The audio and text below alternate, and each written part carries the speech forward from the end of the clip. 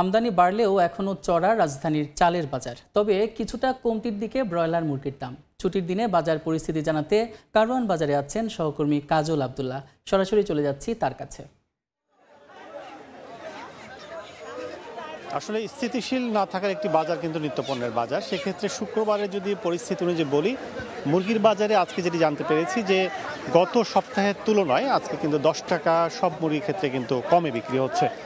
সেক্ষেত্রে স্বস্তির খবর এদিকে যেমন থাকলেও আমরা যদি একটু বলি যে চাল বাজারের দিকে যদি যেতে চাই, চাল বাজারের যে পরিস্থিতি গত কয়েক সপ্তাহ ধরেই কিন্তু যে ঊর্ধ্বমুখী চালের বাজার সেটি কিন্তু এখন আজকে আমরা যেটি জানতে পেরেছি যে মোটামুটি থমকে দাঁড়িয়েছে কিছুটা।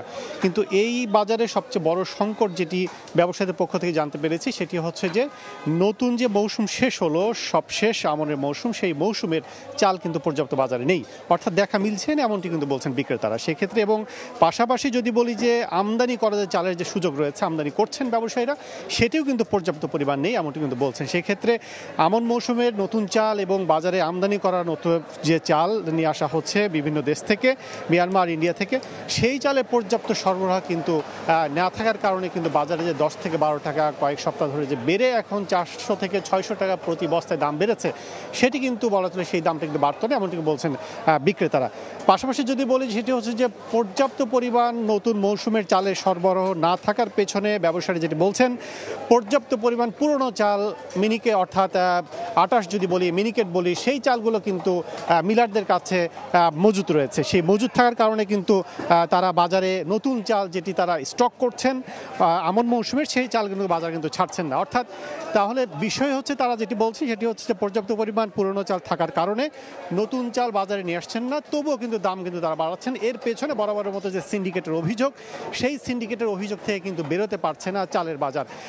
আর নতুন করে যে চাল যদি বাজারে নিয়ে আসা হয় তাহলে কিন্তু এই সিন্ডিকেটকেই মূলত কারণ হিসেবে দুষছেন বাজার অস্থিতিশীল করার জন্য, বিশেষ করে চালের বাজার। আমরা রয়েছে এখন মাছের বাজার, যদি বলি কাঁচা বাজারে মাছের পরিস্থিতি কিন্তু গত 2 সপ্তাহের তুলনায় আজকে মোটামুটি একটু স্থিতিশীল।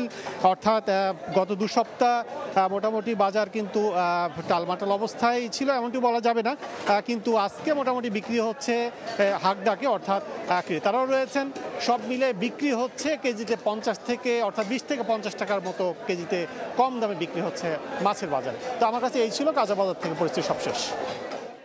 সরাসরি যুক্ত ছিলাম রাজধানীর কারওয়ান বাজারে, সেখান থেকে বাজারের খবরাখবর জানাচ্ছিলেন সহকর্মী কাজল আব্দুল্লাহ।